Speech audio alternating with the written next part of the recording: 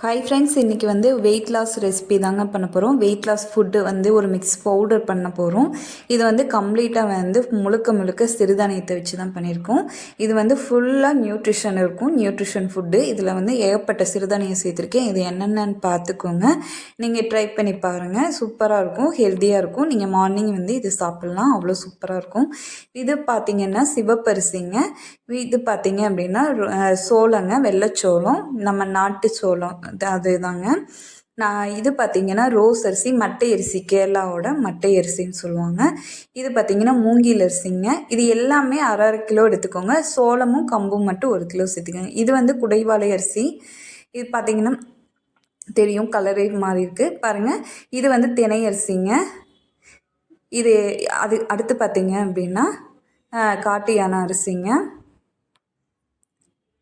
அடுத்துங்க கருப்பு கவுனி அரிசிங்க. இதுவும் வந்து உடம்புக்கு ரொம்ப நியூட்ரிஷன் ஃபுட்டு. நம்ம இதில் சேர்த்துருக்க அத்தனை பொருளுமே நியூட்ரிஷன் வாய்ந்தது தான். இது வந்து பூங்கார் அரிசிங்க. அடுத்து பார்த்திங்க அப்படின்னா மாப்பிள்ளை சம்பா. இது வந்து மேக்ஸிமம் நிறைய பேத்துக்கு தெரிஞ்சிருக்கும். இது பார்த்திங்க அப்படின்னா சாமை அரிசிங்க. அடுத்து வந்து காட்டுக்கம்புங்க. நம்ம நார்மல் கம்பை விட இது காட்டுக்கம்பு சேர்த்திருக்கோம். இது எல்லாமே ஹெல்த்தான ஒரு ரெசிபி தாங்க. இது பார்த்திங்கன்னா குதிரைவாலி அரிசி.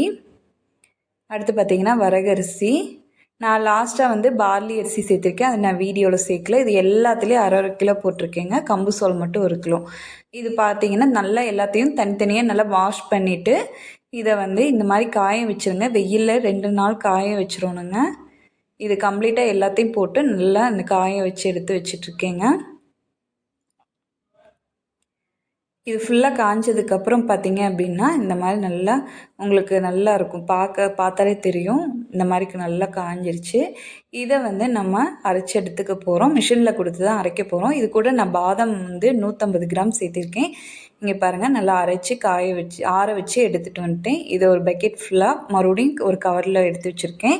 இது பார்த்திங்கன்னா இது ஒரு 250 மில்லி டம்ளருங்க. இது 1 ஸ்பூன் அளவுக்கு நல்லா பச்சை தண்ணியில் கலக்கிட்டு கொதிக்கும் போது இதில் ஊற்றிடுங்க. நல்லா சூப்பராக கஞ்சி ரெடி ஆயிடுச்சுங்க. இது கஞ்சிக்கு மட்டும் இல்லை, நீங்கள் இட்லி தோசைக்கும் உளுந்து மாவு கூட வந்து நீங்கள் கலந்து செஞ்சுக்கலாங்க. உப்பு போட்டு இது பண்ணிடுங்க. இட்லி தோசை எல்லாத்துக்குமே இந்த மாவு வந்து உங்களுக்கு வந்து ஒரு சூப்பரான இது கிடைக்கும். இது வந்து எல்லோரும் சாப்பிட்லாம், குழந்தைங்கலேருந்து பெரியவங்க அத்தனை பேரும் சாப்பிட்லாம். இதில் ஏகப்பட்ட நியூட்ரிஷன் இருக்குதுங்க.